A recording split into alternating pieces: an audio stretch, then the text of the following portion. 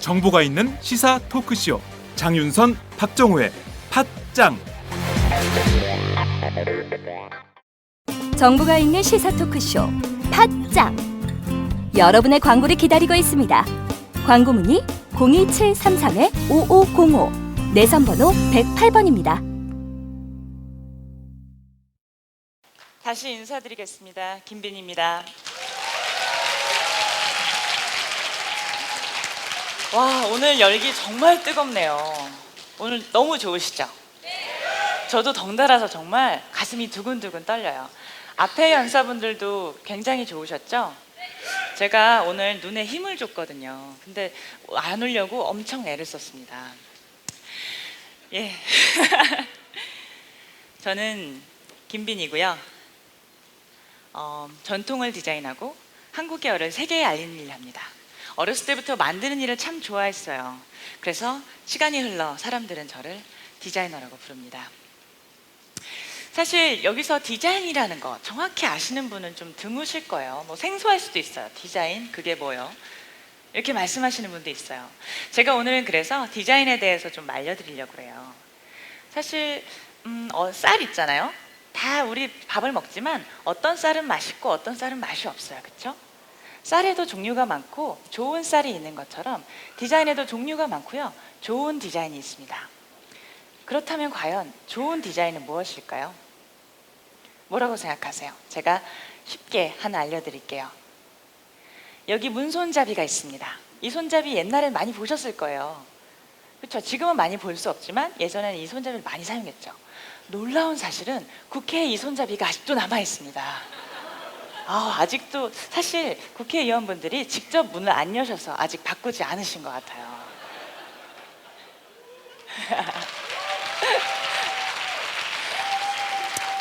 만약 누군가가 어머, 이 손잡이가 아직도 있구나, 바꿔라 하고 했을 때 여러분들에게 새로 디자인해 보세요 라고 숙제를 내준다면 여러분들은 어떻게 디자인하시겠습니까? 편리하게요. 그렇죠. 예쁘게요. 뽀대나게. 그렇죠. 어떤 사람은요, 이렇게 문양을 넣을 수 있어요. 나는 가죽 패턴이 좋아 라고 할 수도 있겠고요. 그리고 어떤 사람은 대리석으로, 어떤 사람은 투명으로, 어떤 사람은 조각을 막 파고, 그리고 별 모양, 해 모양, 나는 패턴을 넣어야지, 그리고 난 우주의 세계에 빠져 있어 하고 막 할 수도 있겠죠. 제가 놀라운 걸 하나 발견했어요. 내 손을 잡아봐. 이런 손잡이도 있습니다. 네. 그럼 마음에 드시나요? 근데 이게 마음에 드셨으면요, 사실 이 손잡이가 국회에 깔려 있어야 되는데 아직 깔려 있지 않아요. 그렇다면 사실 좋은 디자인은 아마 따로 있었을지도 모릅니다. 디자인에서 가장 먼저 생각할 거는요, 바로 이 손잡이가 누구를 위해 태어나냐 하는 것이죠. 누구를 위해 태어났을 거예요? 네, 돌리기 위해. 사람이 사용하려고 태어난 거잖아요. 이렇게 줍니다. 그렇죠? 그리고 뭐 노인분도 질 수 있고 아이도 열어야 되고요. 사실 문이 있는 건물이라면 누구나 이 손잡이를 사용해야 해요. 봄, 여름, 가을, 겨울 다 사용해야 하고, 장갑을 꼈을 때도, 힘이 없을 때도, 물건을 들었을 때도, 쇼핑을 갔을 때도 다 들어야 합니다. 그런데 한번 보세요. 이 손잡이에 어떤 문제점이 숨어 있었다는 거예요. 아침부터 포인터가 말썽이었습니다. 그렇죠? 하지만 걱정 마세요. 한번 보실게요. 이 손잡이에 어떤 문제가 있는지 한번 찾아보세요. 네, 그렇죠. 미끄럽고,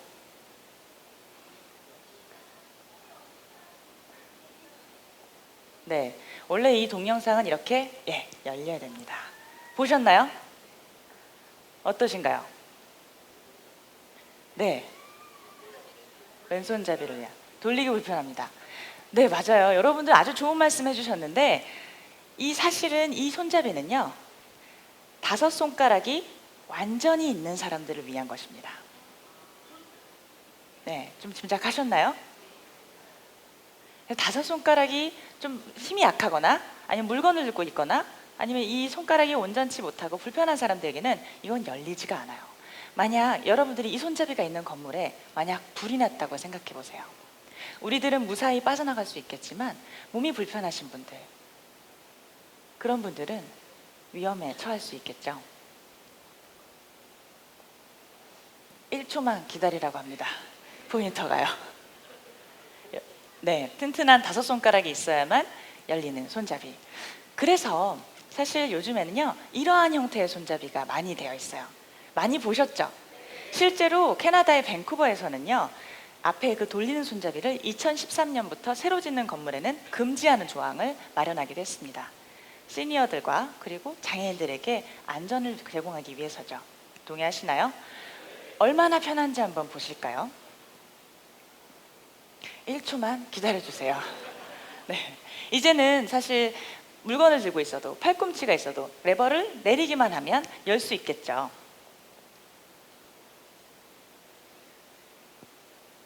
네, 버릇되실 겁니다.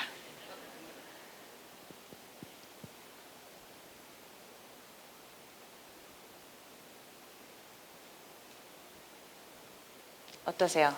조금 편해 보이시나요? 이처럼 좋은 디자인은요, 사실 좋은 문제, 진짜 문제가 무엇인지를 발견하는 게 가장 중요합니다. 그렇겠죠? 왜냐면요, 이 디자인이라는 것은 문제 해결의 과정이에요. 그런데 이 문제 해결의 과정에서 문제를 잘못 짚었다면 해결도 잘못될 수 있겠죠? 그래서 저는 디자인적 사고를 통해서 이러한 진짜 문제를 찾기 위해서 노력할 겁니다.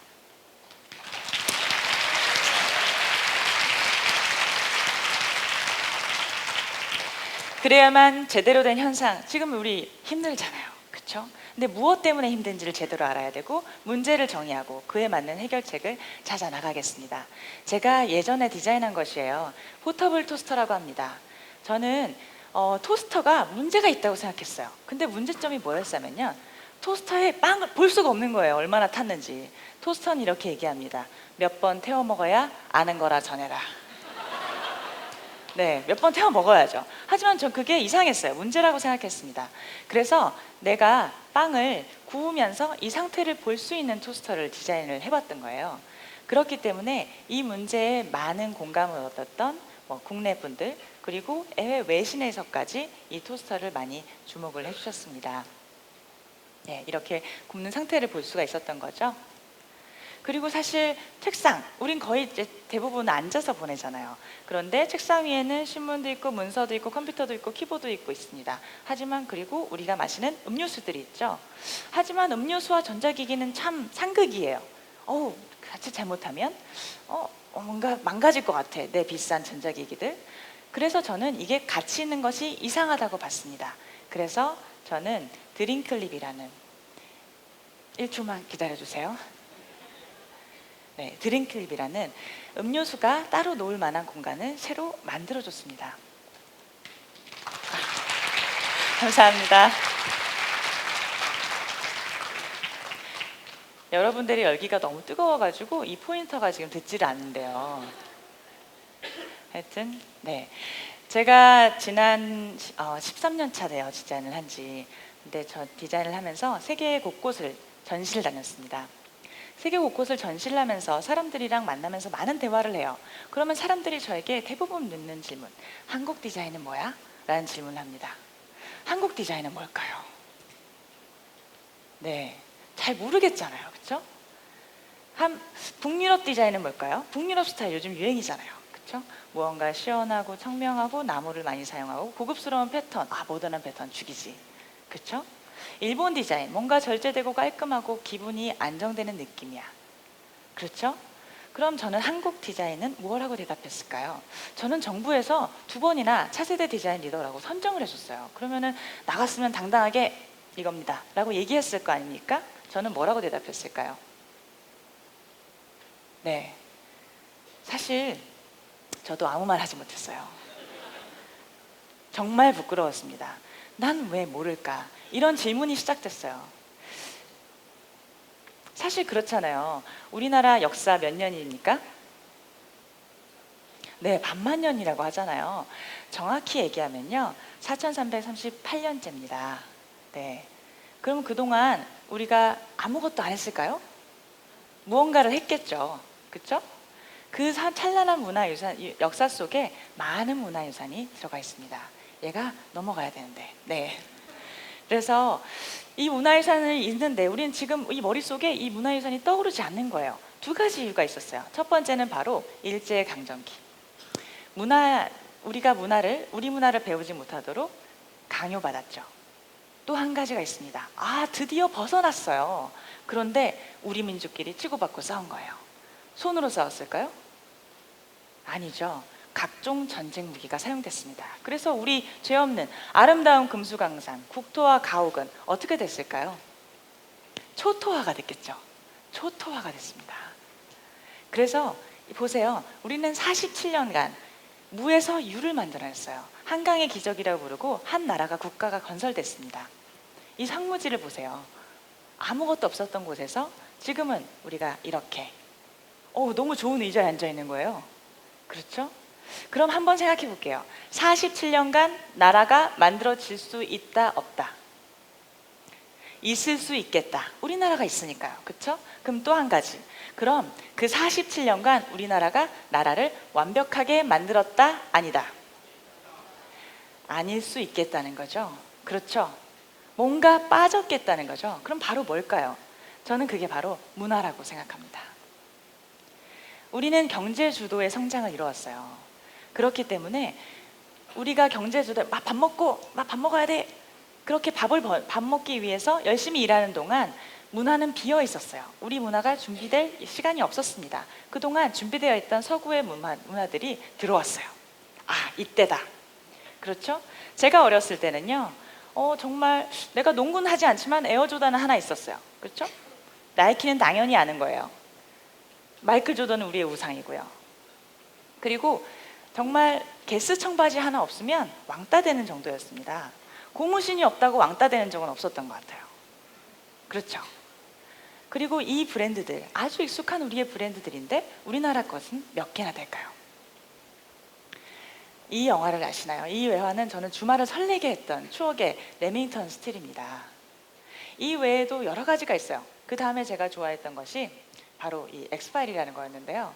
사실 딱 생각해 보세요. 그 멀더 이렇게 했던 게 굉장히 막 지금도 기분이 좋게 하잖아요. 그렇죠? 저는 그때의 시절을 외국인들이 우리말 하던 시절이라고 부릅니다. 지금 만약에 미드가 우리나라 성우의 음성으로 한다면 굉장히 이상하겠죠? 그때는 어떻게 이렇게 자연스러웠을까요? 너무 좋아하면서. 그렇죠? 코스비 가족, 플래시, 여러 가지가 있습니다. 이처럼요, 우리는 경제 주도의 성장으로 인해서 자국의 역사, 문화의 가치를 배우지 못했어요. 느낄 시간이 없었습니다. 주변에 오래된 건물 몇 년이나 됐나요? 오래된 건물. 네, 30년. 최근에 가장 강력한 건물은요, 40년 된 구반포 아파트입니다. 그 구반포 아파트 나이스하고 멋지고 아름답나요? 왠지 오래된 것은 낡았고 좋지 않다고 여깁니다. 우리는 그런데 대학 때는 가장 먼저 돈 모아가지고 유럽에 있는 2000년 된 기둥을 보러 갑니다. 이상하지 않나요? 오래된 건 낡고 나쁜 건데요. 그렇죠? 그렇기 때문에 한번 생각해 볼 필요가 있어요. 왜 그랬을까? 그 무언가 우리가 어떻게 교육을 받아왔을까? 왼쪽 위에 패턴 너무나 잘 아시죠? 여성들의 로망이잖아요. 저 가방 하나씩 다 갖고 싶습니다. 아래쪽 문양 뭔지 아세요? 18세기 우리나라 조선시대 아녀자들이 쓰던 밥보작입니다. 너무 예쁘죠? 칠보문이라고 합니다. 너무나 아름답죠? 스카프도 아니에요. 밥보작이에요. 너무나 아름답습니다. 수준 높지 않나요? 제가 어렸을 때 안네 프랑크를 모르는 사람은 아무도 없었어요. 하지만 무니칸이라는 분은 대학을 들어와서야 알았습니다. 이분이 똑같이 일기를 쓰셨는데 한 분은 감옥에 쓰셨대요. 근데 저는 몰랐던 거죠. 왜 몰랐을까요? 오른쪽 위에 수채화 물감, 아크릴 물감. 나는 미술 전공이 아니어도 풍경화는 다 그려보셨죠? 아래쪽 뭘까요? 바로 우리 조상들이 전통색을 위해, 파란색을 위하기 위해 썼던 쪽이라는 겁니다. 우리는 왜 모를까요? 우리 것인데. 너무나 당연하게도 이상하지만 너무나 당연하게도 우리는 우리 것을 배우지 않았어요. 생각하고 살 여유가 없었습니다. 그렇다면 이러한 외국 영화들과 이러한 교육으로 인해서 우리는 그들이 입고 마시고 먹고 쓰는 많은 물품들, 사는 집들, 이런 것들이 다 바뀌었겠죠. 그렇다면 우리 것을 만드는 사람들이 만들어가는 게 전통입니다. 이분들의 삶은 어땠을까요? 제가 이제 장인분들이랑 많이 찾아다녀요. 그래서 이분은 통영의 소목장, 우리나라의 전통 가구를 만드시는 김금철 소목장님이십니다. 이분 지금 표정 즐거워 보이시나요? 물론 아주 좋고 아주 해피하고 순수한 분이세요. 하지만 사실 이분이 가구를 하나 만드는 데 있어서 2, 3개월이라는 시간이 걸려요. 2, 3개월 동안 가구 하나 만들어서 상상이나 되시나요? 상상이나 되시나요? 요즘 가구가 얼마나 하죠? 이케아 가면 2, 3만 원짜리 가구도 살 수 있잖아요. 그렇죠? 근데 이분이 만든 한 6, 700만 원짜리 가구를 사람들이 많이 구입하려고 할까요? 또 있습니다. 이게 한지의 재료인 당나무예요. 당나무 밭이고요. 한지를 만들던 공장이에요. 이거 보시죠. 굉장히 크잖아요. 이때 당시 규모는 축구장의 20배 정도 되는 규모였습니다. 1985년도 사진이고 앞에 두 사람이 일본 바이어예요. 1985년에 양지가 들어오기 전까지 우리나라는 최대의 종이 수출국이었습니다. 대단하죠? 한지는 정말 우수해요. 600년 이상을 그냥 갑니다. 사실 그냥 잡지책 햇볕에 버려놓으면 바래죠? 근데 한지는 이거는 667년 넘어갔네요. 668년 동안 그대로 이어져 왔어요. 그대로. 단청이라고 하는 거 아시죠? 궁궐이나 사찰에 있잖아요. 그렇지만 단청의 본 의미를 아시나요? 할 말이 없죠. 하지만 왜냐하면 우리는 궁궐에 살지 않고 사찰에 살지 않기 때문이에요. 하지만 이 단창은 복을 기원하는 좋은 의미가 담겨 있단 말이에요. 우리가 가끔씩 스쳐 지나갈 때 이 단청의 본 의미를 과연 알 수 있을까요? 힘들겠죠. 그래서 저는 한번 생각해 봤습니다. 이러한 것들은 이게 너무 귀한 보물이거든요. 알면 알수록 알고 싶어져요. 하지만 우리는 행운인가요? 야호! 오직 박물관에서 만났으니까 너무 특별하잖아. 그런가요? 그렇습니다. 그래서 우리 전통이라는 거 한번 생각해 봅시다. 전통이라고 하는 거 우리 이렇게 받았어요. 신토부리, 우리 것이 좋은 것이고 행복적인 것이 세계적인 거. 와 닿으시나요? 잘 안 와닿아요. 그렇죠? 전통은 지켜야 돼. 반드시. 화이팅! 이러면은 강요받는 것 같아요. 지켜야 되는 거잖아. 공부해! 하면 하기 싫죠? 그렇잖아요. 그래서 저는 이 개념을 좀 바꿔보자 했어요. 어떻게? 바로 내가 지키고 싶은 전통으로 만들고자 했습니다.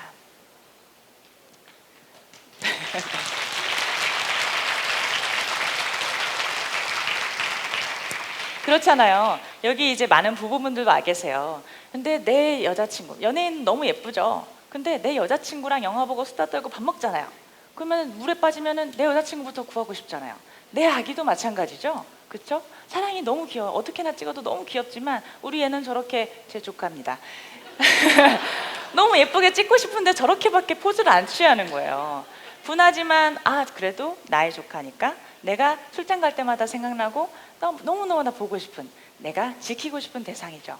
그래서 저는 갖고 싶고 가질 수 있고 충분히 누리는, 뭐냐, 처음 봤을 때 매력적이고 내가 갖고 있을 만큼의 나 전치기 너무 예뻐, 500만 원, 안 되겠네 할 수가 없잖아요. 가질 수 있는 충분한 접근성이 좋고 상여면서 충분히 누릴 수 있는, 바로 향유할 수 있는 전통을 만들고자 했습니다.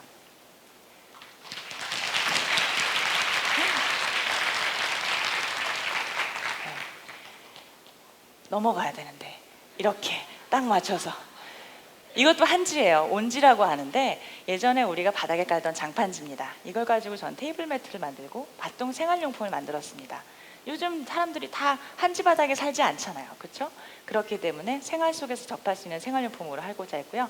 단청이라는 것도 신이면 좋은, 복을 기원하는 문양이잖아요. 그래서 생활용품으로 다시 제안을 했습니다. 하나를 썼을 때도, 네 개로 분리했었을 때도 충분히 실용적이고 아름다워서 내가 스스로 구입하게 하는 것이죠. 내가 스스로 매력적에서 구입했어요. 그런데 알고 보니 2000년이 넘는 역사를 가지고 있는 단청이야? 너무 좋아.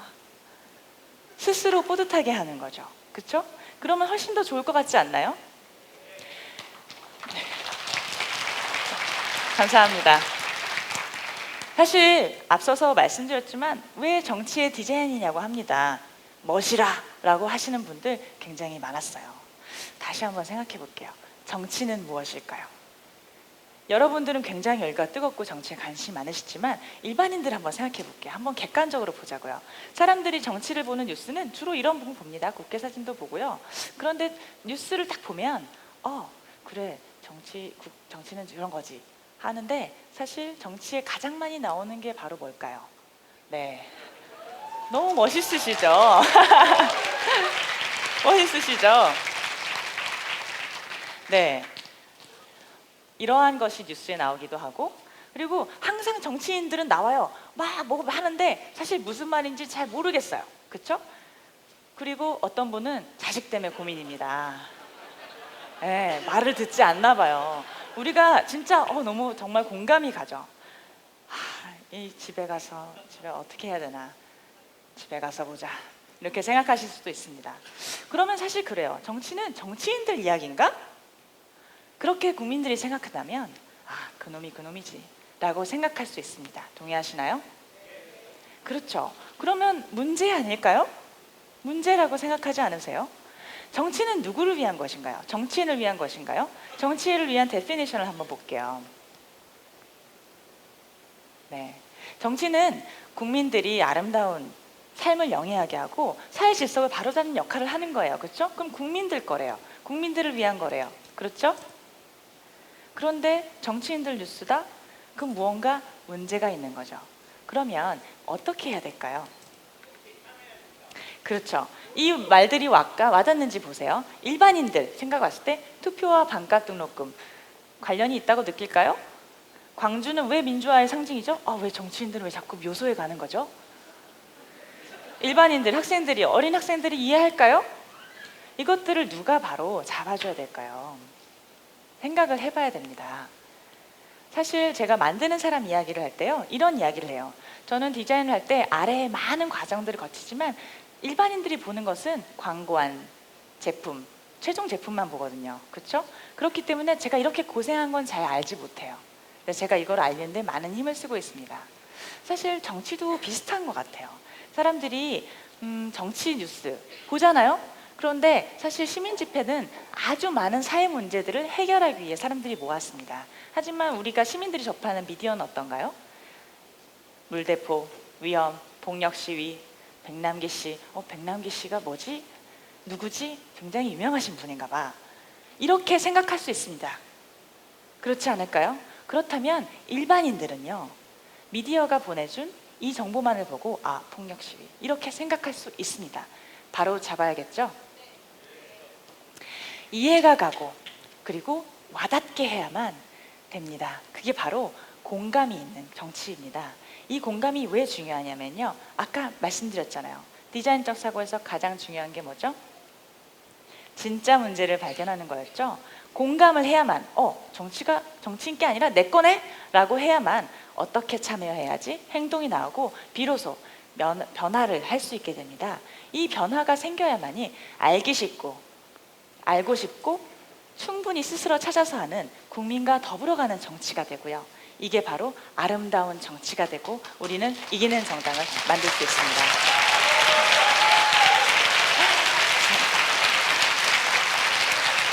청년 명장의 시대. 청년 명장의 시대라고 해요. 앞으로 시대의 많은 미래학자들이 앞으로 창조자의 시대가 온다고 합니다. 예전에 중국 문헌에 보면요, 13세기부터 우리나라가 만든 종이를 최고로 쳤습니다. 우리는 세계 최대의 종이 수출국이었거든요. 지금 현재 전통 방식으로 하시는 김삼식 장인, 그의 막내 아들 김춘호 장인께서 우리나라에선 잘 모르지만 루브르, 바티칸, 전 세계의 박물관에 본인의 종이를 수출하십니다.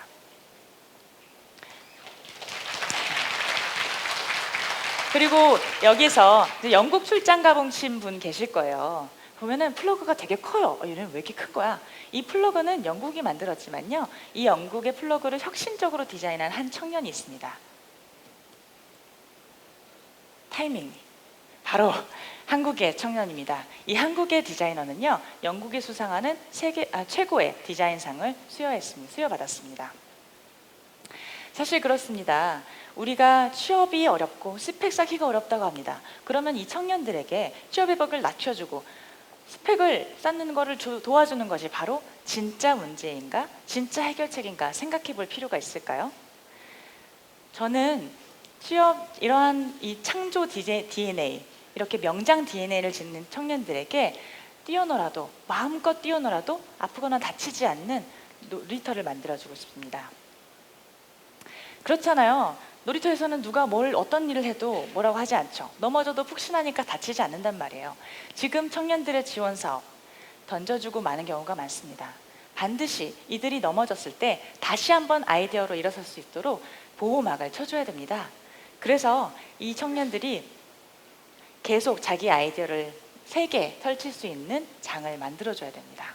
그래서 저는 청년 명장을 위한 놀이터를 만들 수 있도록 최선을 다하겠습니다.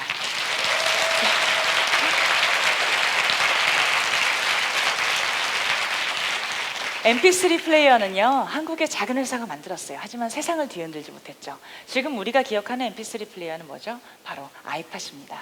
타블렛 PC 굉장히 많은 회사에서 만들었어요. 하지만 우리가 기억하는 타블렛 1위 아이패드죠.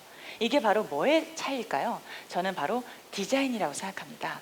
좋은 디자인은 사회를 변화시킵니다. 사회를 변화시키는 힘이 반드시 있다고 믿습니다. 그리고 단청과 같은 것 같아요. 정치는 그래 무언가 대단한 것 같지만 아직 나에겐 와닿지 않는, 그러나 무언가 매력이 있을지도 모르는 그러한 존재인지도 모릅니다. 그래서 저는 정치를 조금 더 생활에 와닿게, 이해하게, 공감이 가는 정치로 만들고 싶습니다. 생활 속에 품을 수 있도록요. 그리고 우리 청년들에게는 명장의 DNA 다 숨어 있습니다. 왜 이순신의 영화에 열광했을까요? 우리 가슴속에 끓는 무언가가 있기 때문 아닐까요? 저는 명장의 DNA를 가지고 있는 우리 청년들을 세계로 나갈 수 있는, 마음껏 뛰놀 수 있는 놀이터로 만들기 위해서 최선을 다하겠습니다.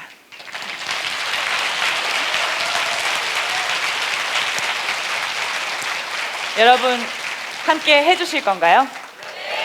앞으로 잘 부탁드립니다. 감사합니다.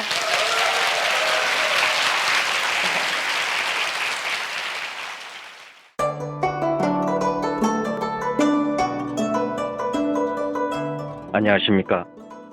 저는 정도전을 15년 전에 최초로 소설로 썼던 작가 임종일입니다.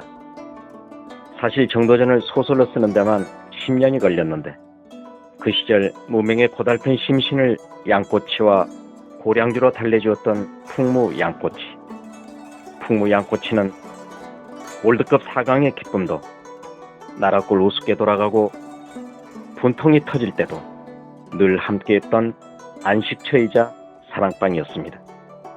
진짜 정의파인 주인장은 세상을 뒤집어 푼 남자 정도전을 누구보다 먼저 알아보았고, 그래서 제 소설 정도전은 역사의 곡이 없습니다. 풍무 양꼬치 역시 맛과 양심이 살아있습니다.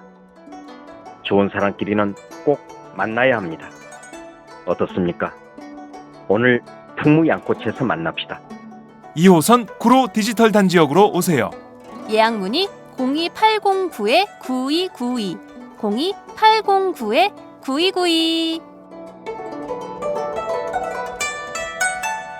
팟짱 애청자라고 하시면 정성 가득 담긴 서비스도 나갑니다.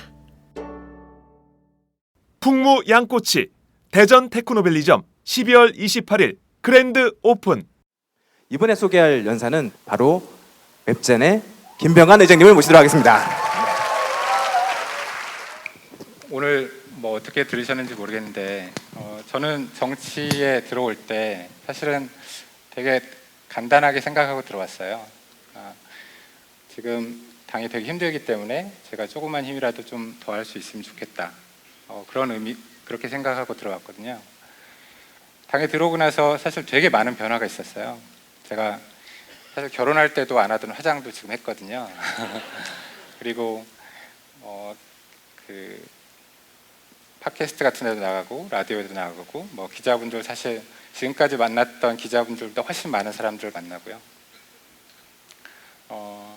사실 기업인이 정치에 참여한다는 게 사실 쉬운 결정은 아니거든요. 그리고 특히나 우리나라 정치 환경에서 그 야당을 선택해서 정치에 참여한다는 게 정말 어려운 결정이죠. 그만큼 저 독하게 마음 먹고 나왔거든요. 그러니까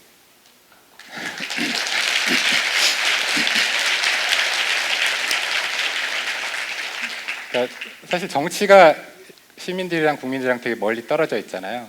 저 원래 이렇게 살았거든요. 이렇게 살았었는데요. 오고 나니까 너무나 많은 분들이 호응을 해주시고 격려도 해주시고 뭐 좀 질책해 주시는 분들도 있고요. 사실 너무너무 고맙고 자극도 많이 되고요. 아까 말씀드렸지만 그만큼 독하게 마음 먹고 들어왔기 때문에 계속 지켜봐 주셨으면 고맙겠습니다. 좀 전에 그 양상무님 얘기 듣고 사실 제가 들으면서 되게 많이 울었거든요. 그러니까 네, 많이 울었는데요. 저희 뭐 부모님 생각도 나고 저 어렸을 때 생각도 나고 저희 아내가 어디 와 있는데요. 아내도 첫째 낳고 회사를 저 이제 애를 부모님한테 맡기고 계속 왔다 갔다 하면서 고속도로에서 맨날 울고 그랬거든요. 그래서 그런 생각도 나고 그래가지고 좀 많이 울음이 났어요. 네. 아유,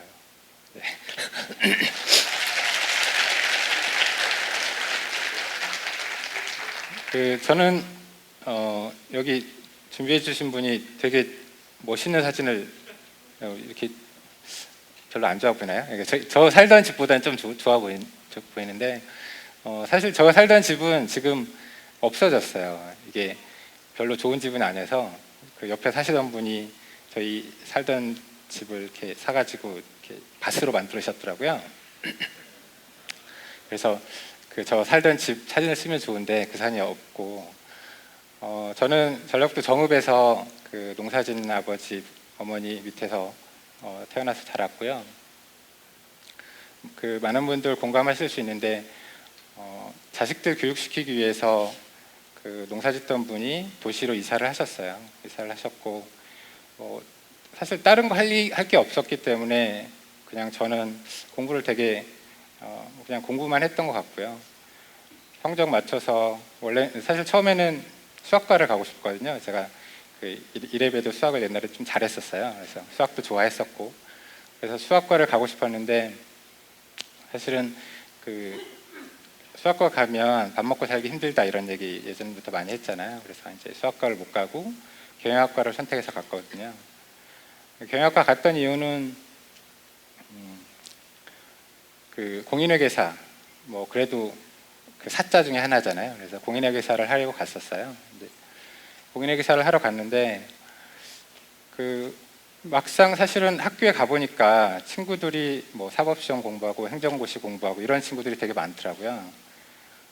의외로 공인회계사 공부하는 사람은 잘 없고 그래서 저도 그때 이제 처음으로 학교에 가서 고민을 했던 것 같아요. 나도 그런 좀 더 폼나는 뭐 사법시험이나 뭐 행정고시 이런 걸 봐야 되나 이런 고민을 처음으로 했었고 그래서 제 친한 친구 한 둘 정도가 행정고시를 공부를 했었거든요. 그래서 저도 이제 행정고시를 한번 봐봐야겠다. 그래서 되게 유명한 책이 있어요. 곽윤직의 민법촉칙이라는 되게 유명한 행정고시 준비서가 있는데요. 그 책을 사서 이제 친구랑 같이 공부를 하러 갔어요. 일요일 날 아침이었는데 일요일 날 9시에 가서 공부를 하고 한 3시간 공부한 다음에 이제 점심을 먹고 들어오는데 갑자기 그런 생각이 드는 거예요. 내가 이걸 왜 하고 있지? 뭐 이런 생각. 한 3시간 공부하니까 재미가 없더라고요. 그래도 대학도 왔는데 좀 재밌게 살아야 되는데. 그래서 3시간 하고 밥 먹고 오면서 고민하고 나서 때려쳤어요. 이 길은 내 길이 아닌가 보다 이렇게 생각하고 때려치고 사실은 이제 열심히 놀았죠. 그리고 제가 학번으로는 91학번인데 그때 뭐 한참 기억하실지 모르겠는데 91년도에 분신정국 뭐 이런 게 있었거든요. 뭐 사실 아무것도 모를 때인데 데모도 이렇게 한 번씩 따라 나가고 뭐 이랬었어요. 그러다가 1학년 여름방학이 돼서 그 사실 아르바이트도 할 겸 이제 고향에 내려갔는데 고향에 친구들이 그 모여가지고 컴퓨터 동아리를 만들어서 프로그래밍이라는 걸 공부를 하더라고요. 그 자기들끼리 모여서. 사실 저는 그때 처음 봤거든요. 뭐 컴퓨터라는 건 게임이나 하는 건 줄 알았지, 아, 저런 걸 뭘 만드는구나 이런 걸 처음 알았었고, 나도 한번 해보면 재밌겠다 이런 생각을 하고 서울에 올라왔어요. 계약이 돼서.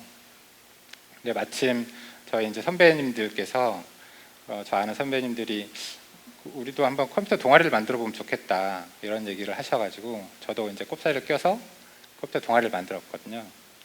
되게 복잡해 보이잖아요. 저도 뭔지 몰라요. 이제 돌아다니는 사진 있길래 이제 쓴 건데 그 컴퓨터 동아리를 만들고 제가 뭐 컴퓨터 동아리 회장도 하고, 그 다음에 지금 생각하면 사실 되게 조악한 프로그램들이었는데 뭐 아주 간단한 뭐 게임 같은 것도 만들고, 그 다음에 이제 학생이니까 영어 공부하는 프로그램 같은 것도 만들고 막 여러 가지 프로그램을 만들어 가지고 뭐 프로그램 전시회 같은 데도 나가고 그런 생활을 했었어요. 그리고 그때 이제 저 학교 다닐 때 뭐 아실지 모르겠지만 리눅스라는 게 막 나왔었고, 그다음에 인터넷이 그 뭐 많이 보급되기 전인데 인터넷이라는 게 나오고, 그리고 그 해킹이라는 것들이 이제 막 나오고 이럴 때 저도 이제 그런 것들을 공부하고 그랬거든요. 대학 다니면서.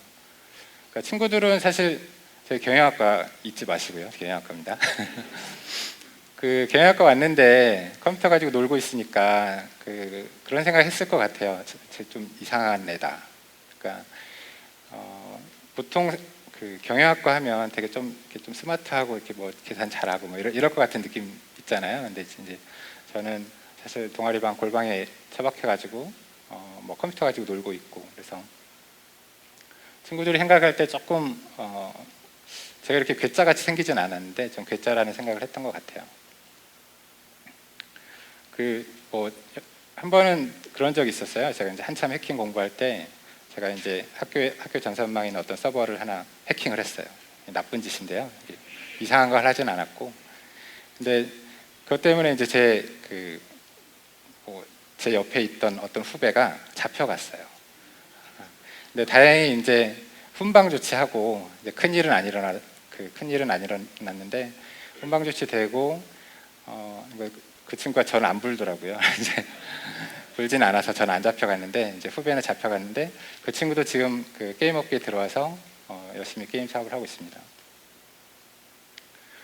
그 대학교 때 이렇게 컴퓨터를 막 하다 보니까 자연스럽게 이제 한국과학기술원에 가고 싶었어요. 왜냐하면 당시에 우리나라에서 그 컴퓨터나 네트워크 환경이 가장 좋았던 데가 한국과학기술원이었거든요. 그래서 이제 자연스럽게 과학기술원에 갔고, 과학기술원에 가서도 물론 이제 주변에 다른 이제 컴퓨터 뭐 프로그래밍 하는 사람들이나 이런 사람들이 많이 있긴 했었는데, 어쨌거나 이제 그 경영학과를 나왔고 경영학과 나온 친구가 이제 프로그래밍 하니까 되게 좀 신기하게 봤었나 봐요. 그게 계기가 돼서 넥슨이라는 회사에 들어가서 뭐 웹 프로그래밍도 하고 데이터베이스 프로그래밍도 하고 뭐 그런 생활을 했어요. 과학기술원은 학교가 대전에 있었고 회사는 서울에 있어가지고 뭐 새벽 버스 타고 대전에 내려가서 수업 듣고 저녁에 버스 타고 올라와서 이제 날새서 또 일하고 다시 새벽 버스 타고 내려가서 공부하고 이런 생활을 좀 꽤 오래 했던 것 같아요. 이제 그게 이제 저의 첫 사회생활이었죠. 되게 저는 재밌게 했었어요. 재밌게 했었는데 한 번은 지금 이제 넥슨의 김정주 회장님이 저한테 그 말씀하시더라고요. 게임 개발을 한번 해보면 어떠냐고. 근데 이제 제가 그때 그런 대답을 했거든요. 이거 돈도 안 되는데 이거 왜 하냐. 그래도 게임 개발하면 내가 네 월급 2배 올려줄게. 그래서 나 그래도 이거 안 한다. 그랬거든요. 근데 제가 몇 년 후에 게임 개발하고 있을 줄 몰랐어요.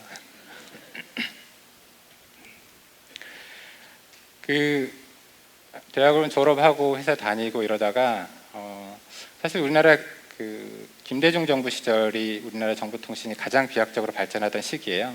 그리고 김대중 정부, 노무현 정부 이렇게 거치면서 그러니까 김대중 정부 때 우리나라 초고속 통신망이 전국적으로 깔리기 시작했고, 그리고 기억하실지 모르겠는데 그러니까 우체국을 통해서 인터넷 PC라는 걸 막 집집마다 보급을 했어요.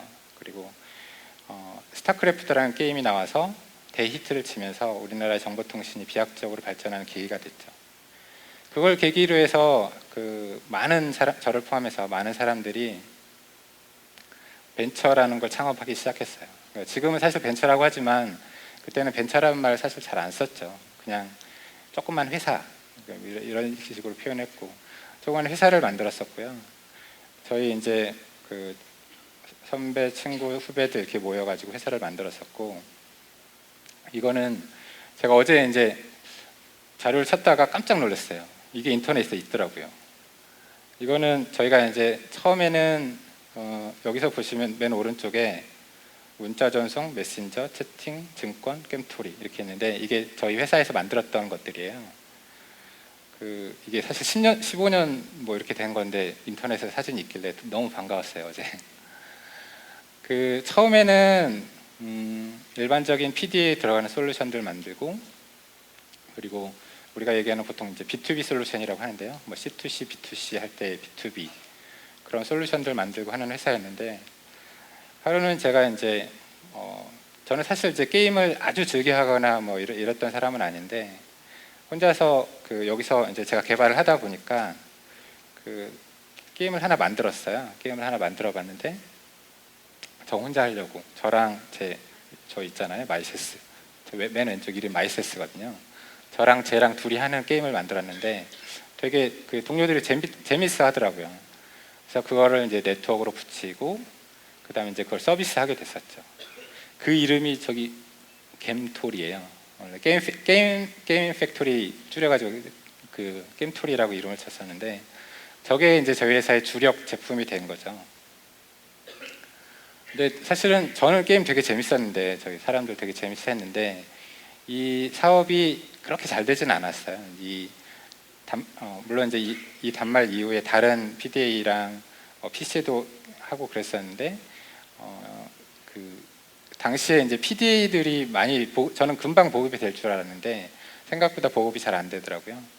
그래서 이 사업이 잘 되지는 않았는데 당시에 이제 저희 말고 저희보다 훨씬 큰 회사인 한게임이라는 회사가 있었어요. 이제 한게임이라는 회사는 당시에 사용자들이 너무 폭발적으로 들어오다 보니까 처음에 이제 서비스 이용하려면 가입을 하잖아요.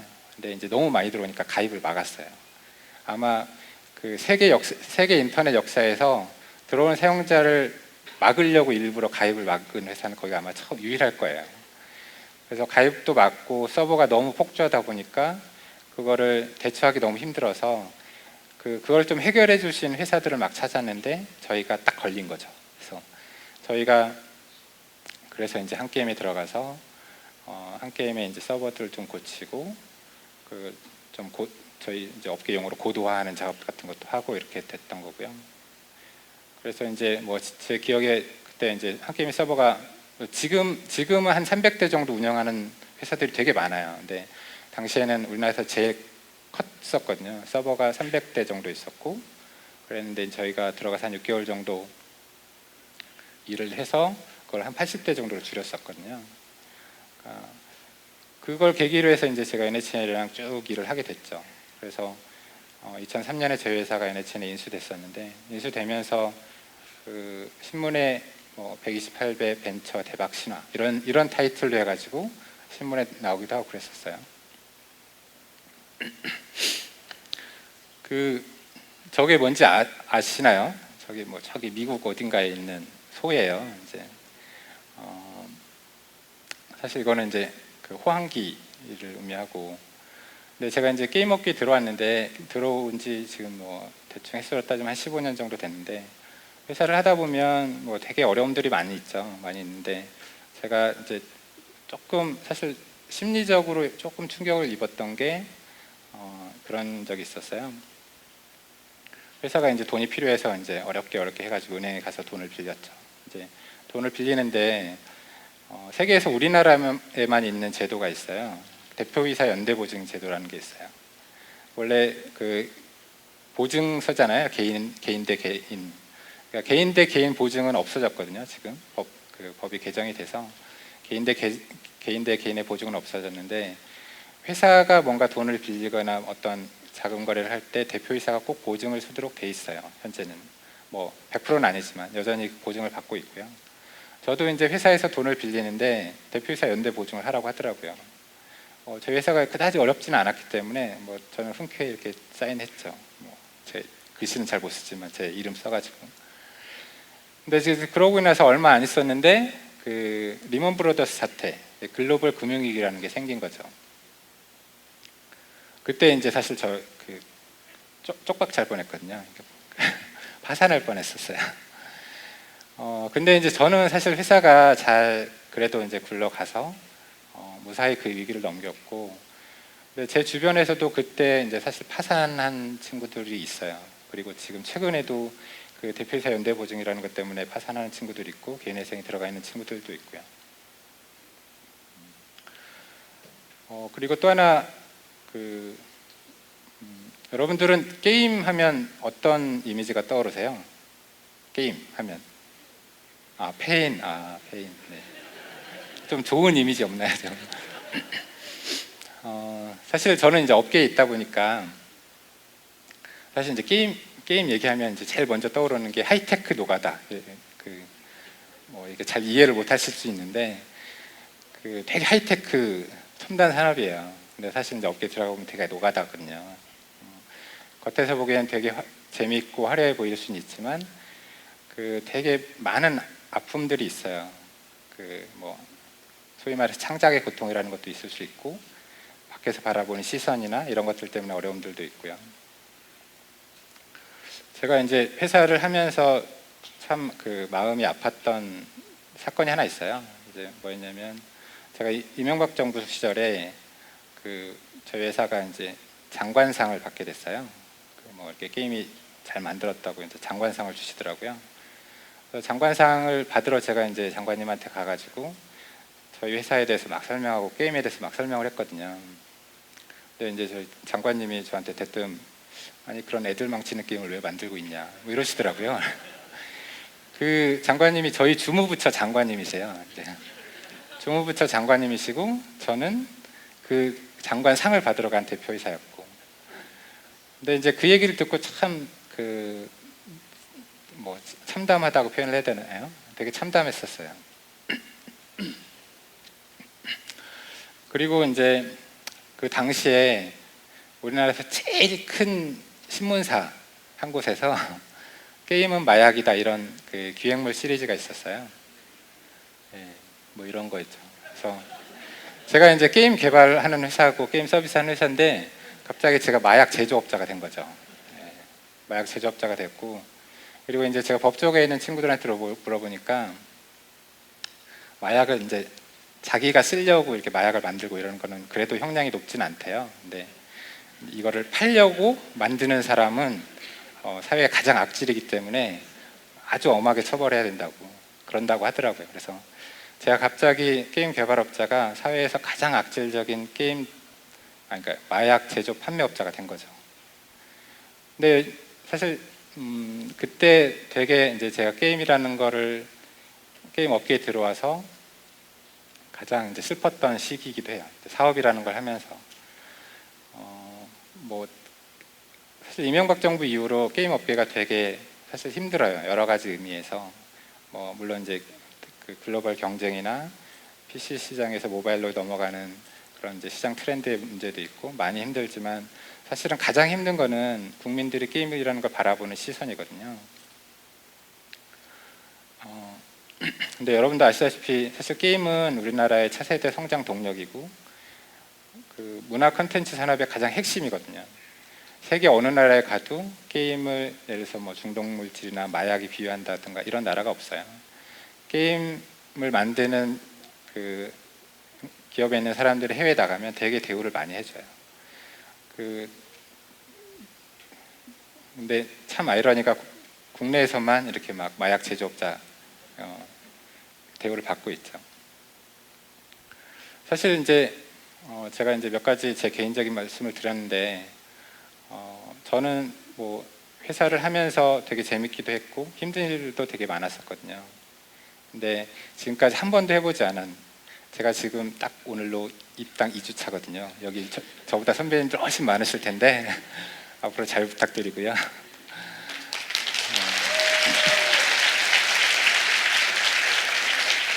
저 이제 사업만 하던 사람이 사실 지금보다 훨씬 지금까지 해왔던 것보다 더 훨씬 힘든 일로 가려고 하고 있어요. 제가 이제 입당의 변에서도 말씀을 드렸던 건데 제가 이제 정치권에 들어오면 하고 싶은 것들이 많이 있거든요. 그 중에서 또 어떤 그 회사 벤처 했던 경험을 살려서 어떤 벤처 안전망, 청년의 안전구물 제가 이런 여러 가지 말씀들을 드렸어요. 근데 보통 이제 그 암벽 등반 같은 거 하는 거 보면 맨 앞에 가시는 분이 먼저 그 가면서 이렇게 뭐라고 하죠? 이거 이렇게 받고 루트도 만들고 뒤따르신 분들은 로프랑 헬멧 쓰고 이제 안전장치들을 하고서 이제 뒤따라 가잖아요. 올라가면서 수도 없이 많이 떨어져요.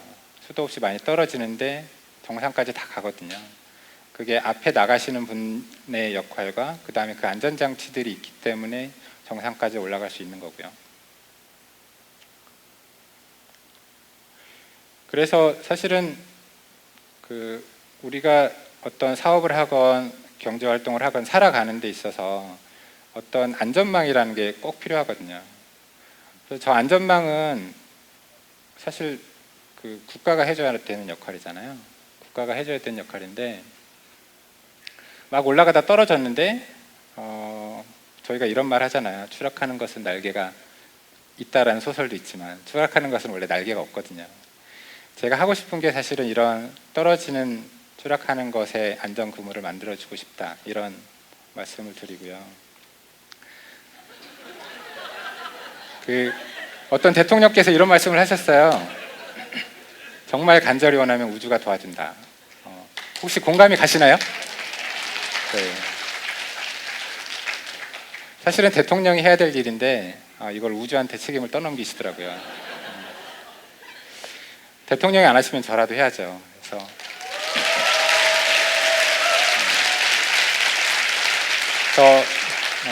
제가 최대한 도와드리겠습니다. 그리고 더불어민주당이 함께 할 거고요. 여러분들도 같이 지켜봐 주시고 같이 해주시면 감사하겠습니다. 감사합니다.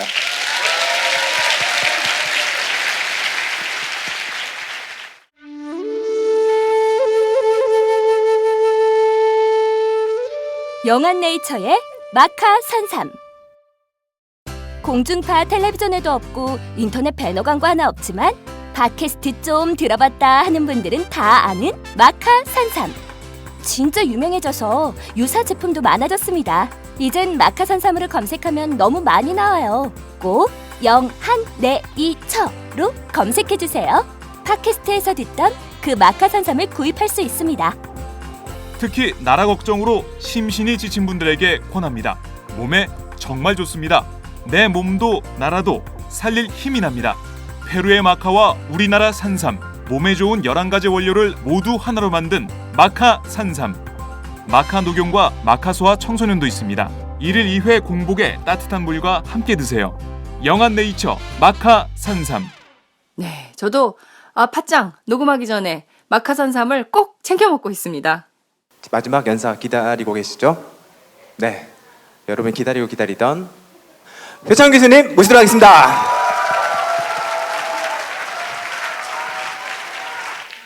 안녕하세요.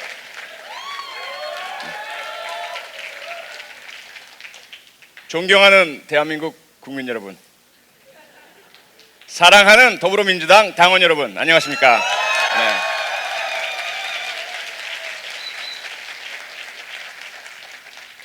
제가 오늘 들고 나온 화두는 회사 후소라는 사자성어입니다.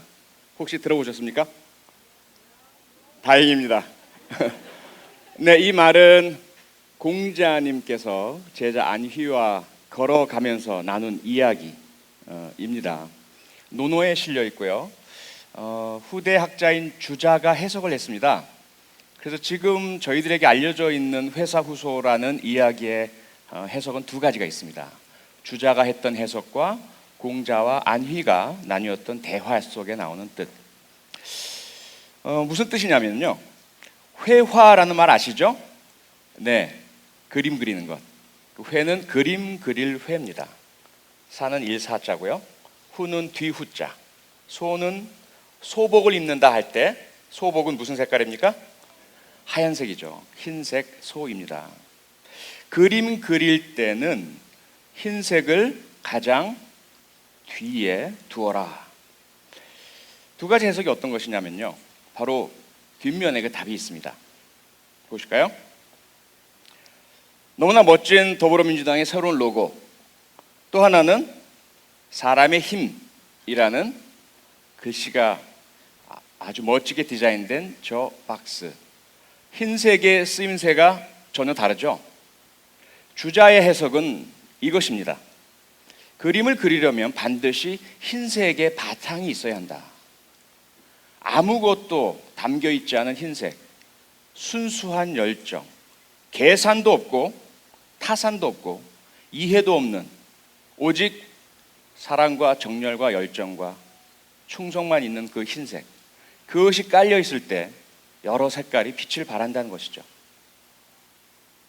제가 더불어민주당에 입당할 때 가졌던 생각은 저를 흰색으로 사용하시라라는 말씀이었습니다.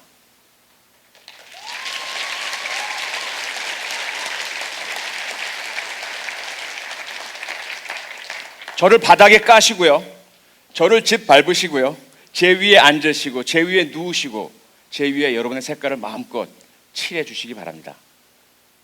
또 한 가지, 공자와 안희가 나뉘었던 흰색의 의미는 마지막, 그 뒤후자는 모든 색깔의 마지막에 흰색을 두어라 하는 이야기였습니다. 똑같은 흰색이지만 여러분의 다양한 색깔들에 만약에 필요하다면 아주 청량한 사이다 같은 마지막 흰색의 역할도 주저없이 하겠습니다.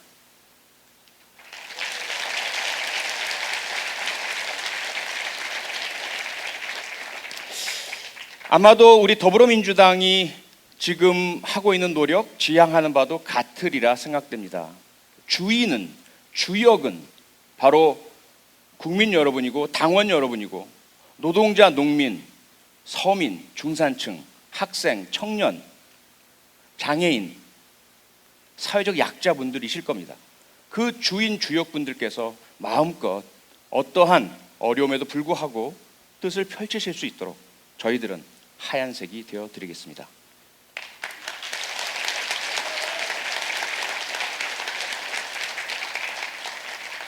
여러분, 베니스터라는 사람을 아십니까? 이름으로 봐선 여러분의 형제는 아닌 것 같죠? 네. 20세기 중반까지 우리 모든 인류에게는 절대로 극복하지 못할 것이라는 마의 벽이라는 것이 있었습니다.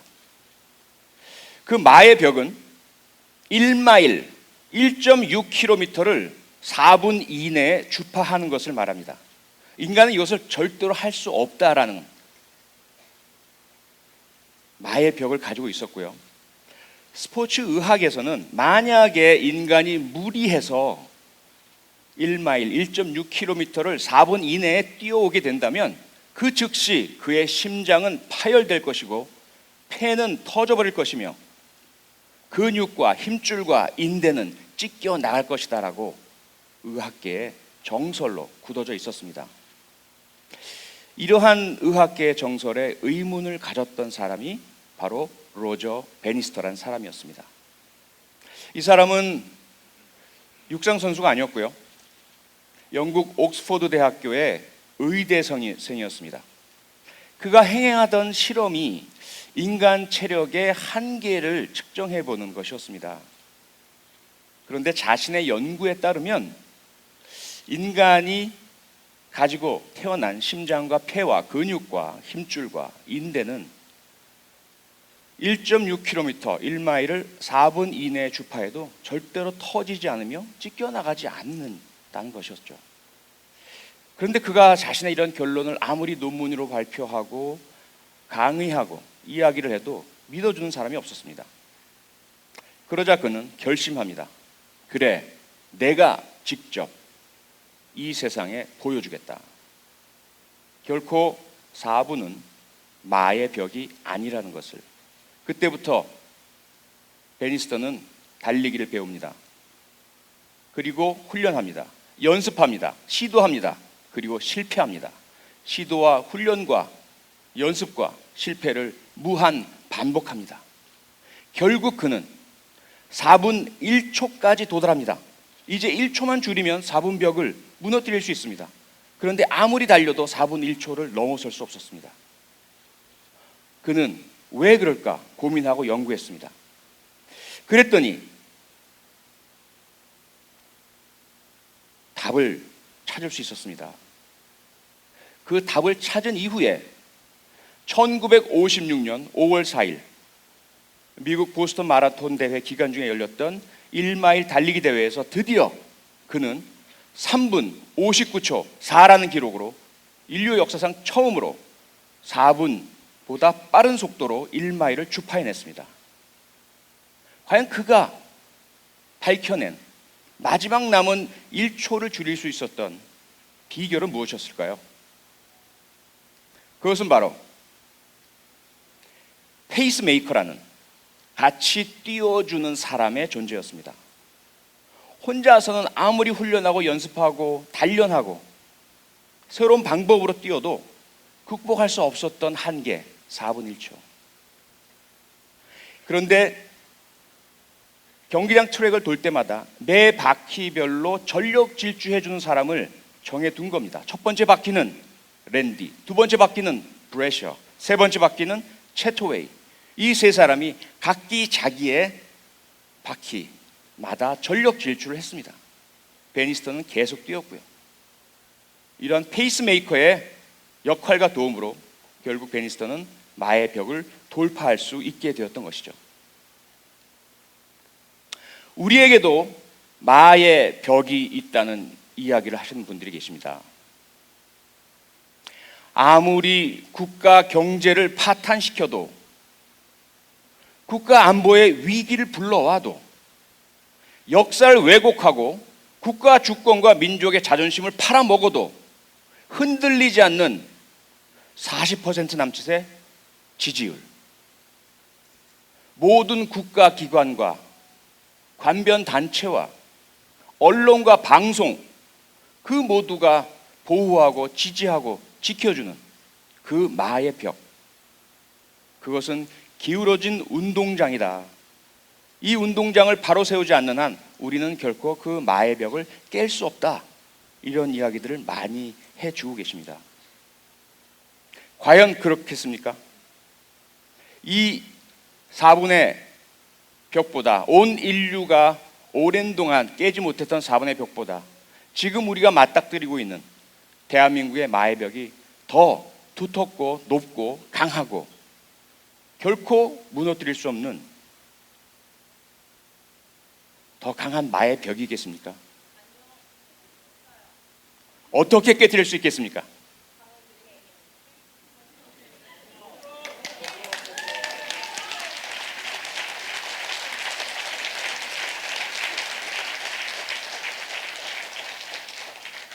제가 여러분의 페이스메이커가 되어드리겠습니다.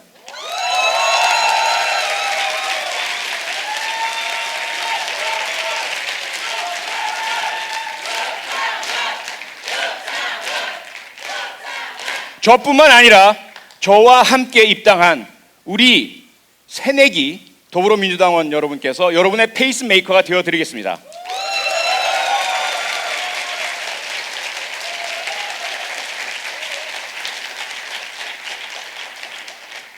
그리고 우리 문재인 대표와 최고위원들과 우리 당의 임원들 그리고 국회의원들 모두 여러분의 페이스메이커가 되어드리겠습니다.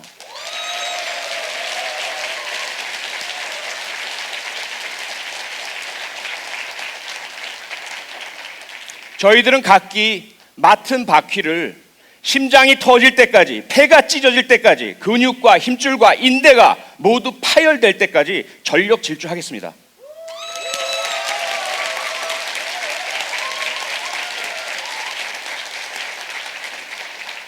그리고 더 이상 못 뛰게 될 때 다음 분에게 넘겨드리겠습니다. 여러분은 저희 페이스메이커의 힘을 도움을 받아서 이 대한민국의 마의 벽을 깨트리는 베니스터가 되어 주시겠습니까?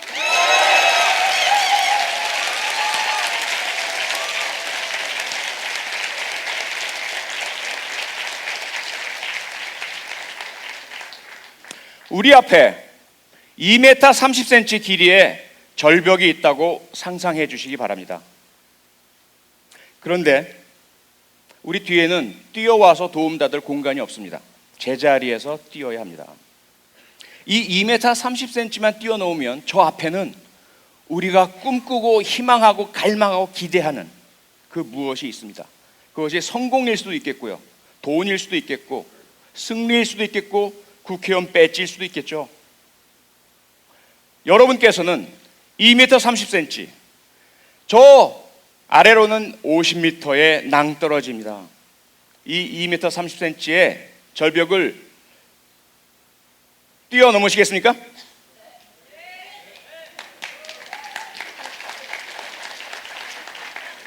답을 하시기 전에 생각을 하실 필요가 있죠.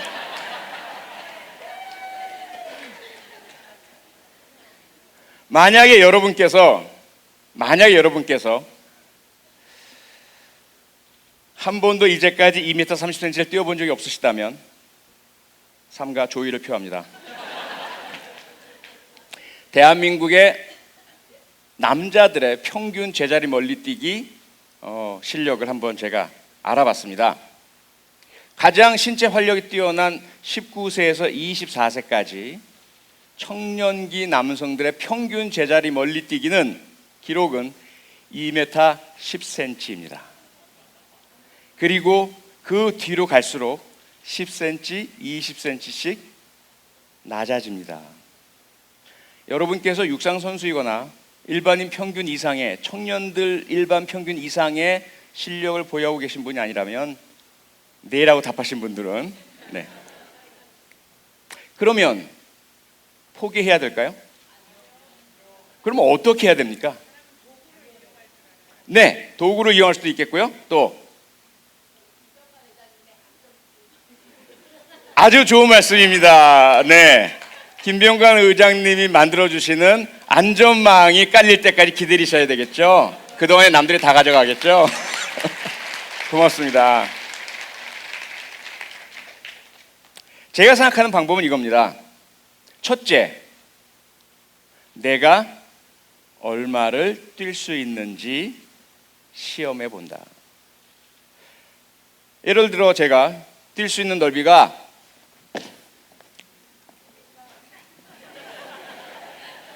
150밖에 안 된다고 생각해 보십시오. 230cm를 뛰어야 합니다. 어떻게 해야 합니까? 나름 방법을 안다. 좋습니다. 나는 법이든 뛰는 법이든 전문가를 찾아가야 되겠죠. 제가 150밖에 안 뛰는데 230을 뛰어야 합니다. 제발 저 좀 도와주십시오. 어떻게 해야 합니까? 혼자 뛰어야죠.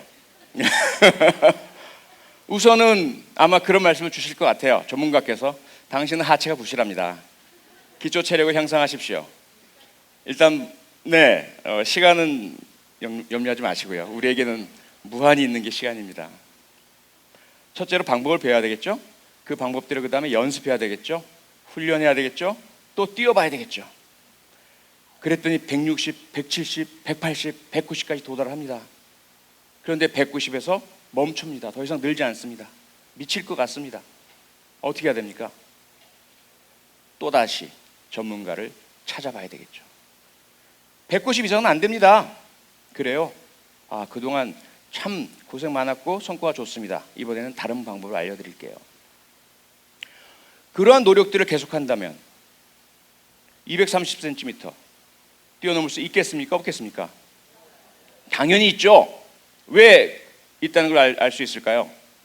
다른 사람들에게서 이미 230cm, 240cm, 250cm 이상을 뛴 분들이 있다는 것을 우리가 알기 때문이죠. 1900년대 초반까지 올림픽 종목에는 제자리 멀리뛰기가 있었습니다. 그때 남겨진 기록에는 3m 이상의 기록들이 남겨져 있습니다. 지금 우리 중고등학생 체력 검사 기록을 보더라도 240, 250 이상의 기록을 남기는 친구들도 있습니다. 그러므로 우리도 할 수 있습니다. 우리 더불어민주당 앞에 놓여 있는 4.13 총선 승리 그리고 대선 승리 2m 30cm의 절벽 뛰기일지도 모릅니다.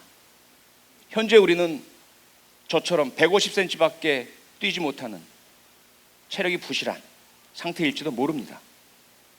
하지만 그렇다고 해서 그만둘 겁니까? 그렇다고 무모하게 그냥 덤벼들겠습니까? 철저하게 준비하겠습니다. 지금 하고 있습니다. 그동안 우리가 잘못했던 것, 모자랐던 것, 왜 분열하게 되었는지, 왜 반감이 일어났는지, 혁신의 과정, 새롭게 바꿔나가면서 잃어버렸던 것은 무엇인지, 이 모든 혁신의 과정이 끝나고 새 모습, 새 단장 할 때 우리는 훨씬 더 멀리 뛸 수 있는 더불어민주당이 되어 있을 것입니다. 그리고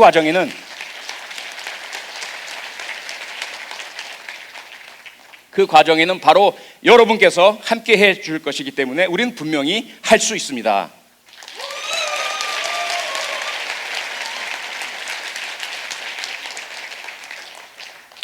여러분께서 응원하는 팀이 지고 또 지고 이번에도 질 것 같다면 어떻게 하시겠습니까? 네. 2008년 미국 메이저리그 프로야구 아메리칸 리그 챔피언십 시리즈가 열리는 날입니다.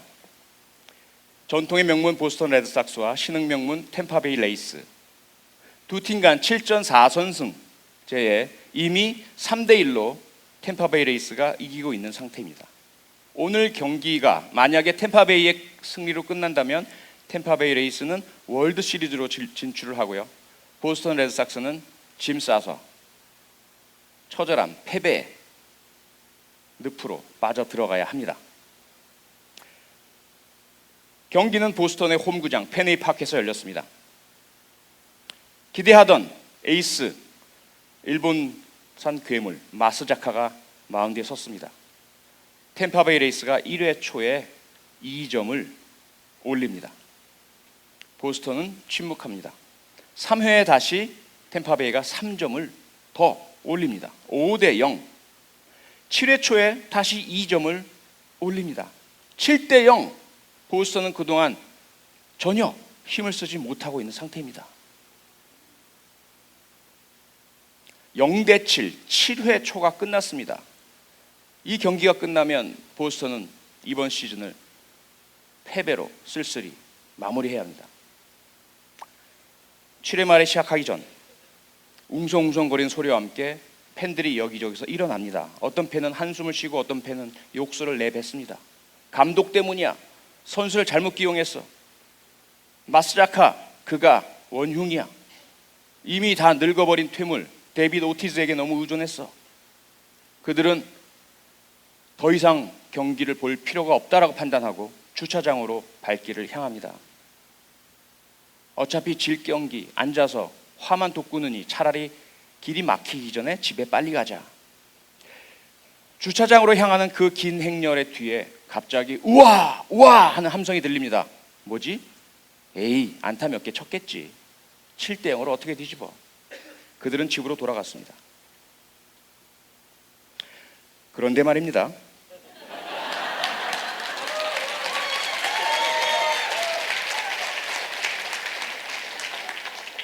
그들은 그때 평생 한 번 겪어보지 못할 수 있는 기적의 대역전 드라마를 바로 손 안에서 날려버리고 있었던 것입니다.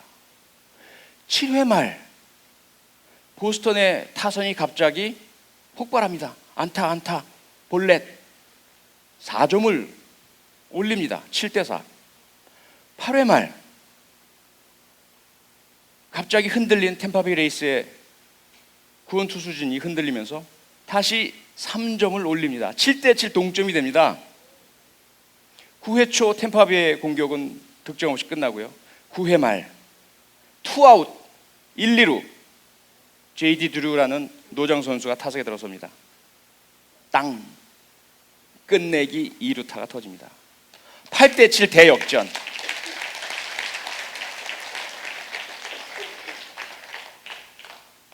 정의도 그렇지 않습니까?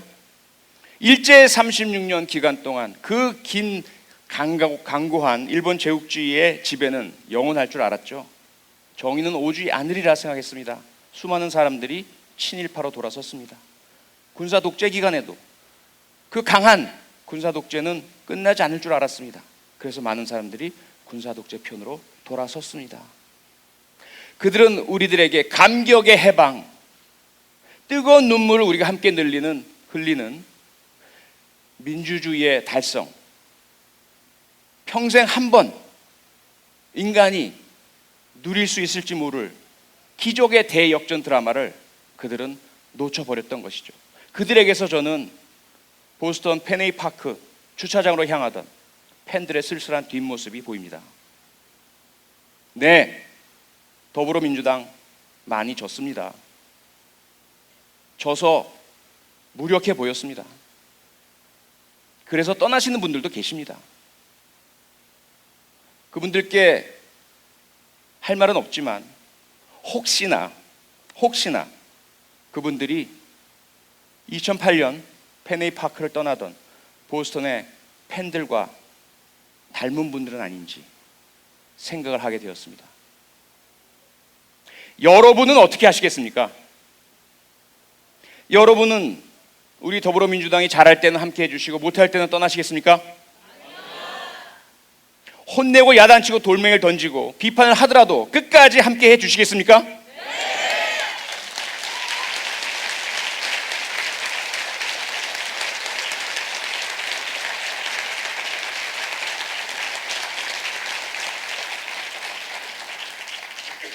저는 소녀상의 눈물을 미소로 바꿔드리고 싶습니다. 저는 일제 위안부 피해자 할머님들의 눈물을 미소로 바꿔드리고 싶습니다. 지금 2달째 병상에 누워 계시는 백남기 농민의 따님들의 눈물을 미소로 바꿔드리고 싶습니다. 세월호 가족들의 눈물을 미소로 바꿔드리고 싶습니다. 쌍용차 그리고 여러 부당해고당한 노동자분들의 그 가족들의 눈물을 미소로 바꿔드리고 싶습니다. 용산 참사 피해자들의 눈물을 미소로 바꿔드리고 싶습니다. 취업난에 생활고에 경영난에 세상을 등진 수많은 분들의 그 가족들의 눈물을 미소로 바꿔드리고 싶습니다. 저 혼자라면 결코 할 수 없는 일입니다.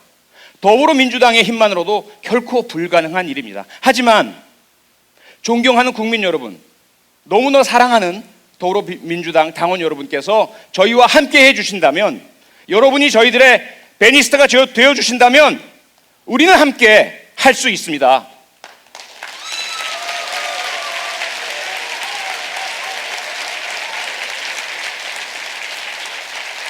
다시 한번 말씀드리겠습니다. 저와 더불어민주당은 여러분들이 기적을 일궈내실 수 있도록, 마의 벽을 깨트리실 수 있도록, 심장이 터질 때까지, 폐가 부서질 때까지, 근육과 인대와 힘줄이 끊어질 때까지 전력 질주하는 여러분의 페이스메이커가 되어드리겠습니다. 여러분들은 저희들과 함께 뛰는 저희들의 베니스터가 되어주시겠습니까? 고맙습니다.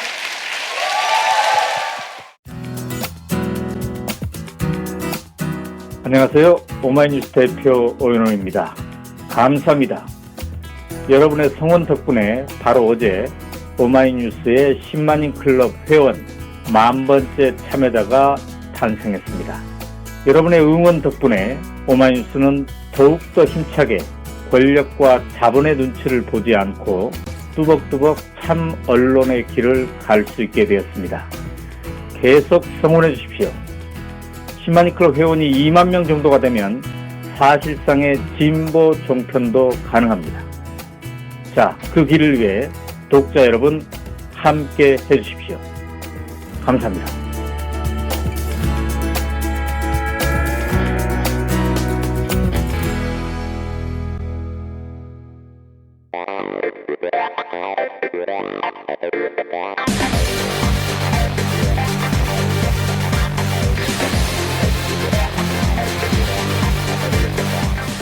정보가 있는 시사 토크쇼 장윤선, 박정호의 팟짱.